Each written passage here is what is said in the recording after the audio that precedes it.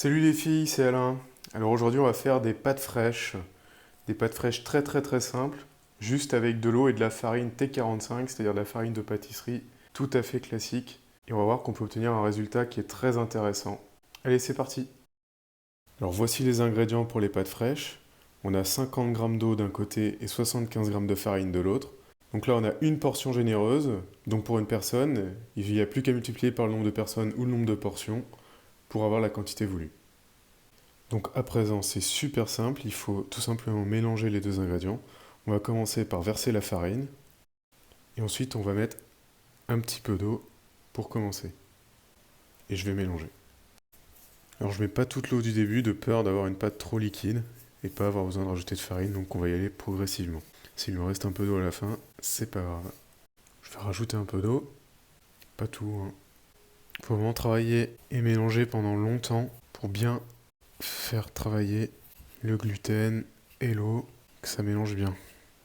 Le but c'est d'avoir quelque chose de très ferme à la fin. Là vous voyez, je pense que on est pas mal. Voilà ce que ça donne. Donc là je rappelle, hein, pour une personne, une portion. On va venir filmer le pâton pour pas que ça croûte. Et on réserve au réfrigérateur pour au moins 20 minutes. Une demi-heure c'est le minimum jusqu'à ce qu'on vienne l'étaler et la découper. Alors pour préparer nos pâtes, quand on n'a pas de laminoir, et ben c'est pas grave.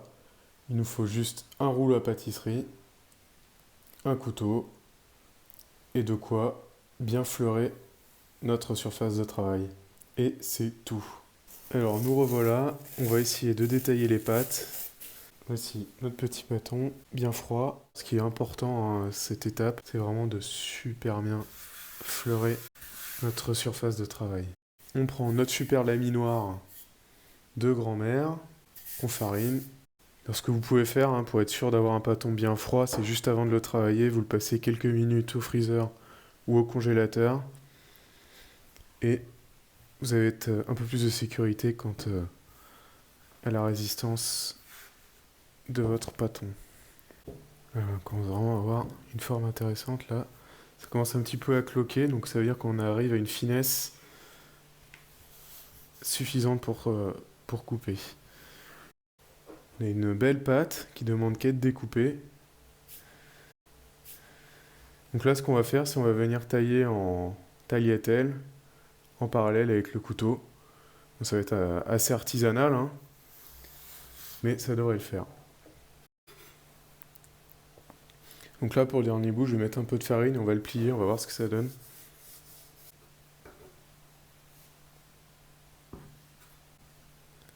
Et voilà. Alors, est-ce que ça a collé? Apparemment non, ça va. Et maintenant, tout ça dans le bol. Hop. Voilà à quoi ça ressemble. On va mettre encore un peu de farine pour pas qu'elles collent entre elles, toujours. Et là, normalement, ça devrait tenir jusqu'à ce que je les plonge dans leur bain de cuisson. Du côté de mon feu, je prépare ma cuisson avec de l'eau que je vais mettre à bouillir. Et je vais rajouter un peu de sel après, une fois que ça bout, pour assaisonner le plat. Et voilà ma présentation finale. Alors j'ai vraiment fait quelque chose de tout simple, hein, vous avez vu. J'ai fait une petite omelette de blanc d'œuf avec un peu de paprika pour agrémenter, le jaune d'œuf coulant au milieu, quelques petits poivrons et oignons juste revenus à la poêle. Et voilà, on a une très belle assiette et on a un œuf qui est bien mis en valeur plutôt que de le cacher dans les pâtes. Sur ce, je vous laisse avec quelques photos et je vous dis à bientôt.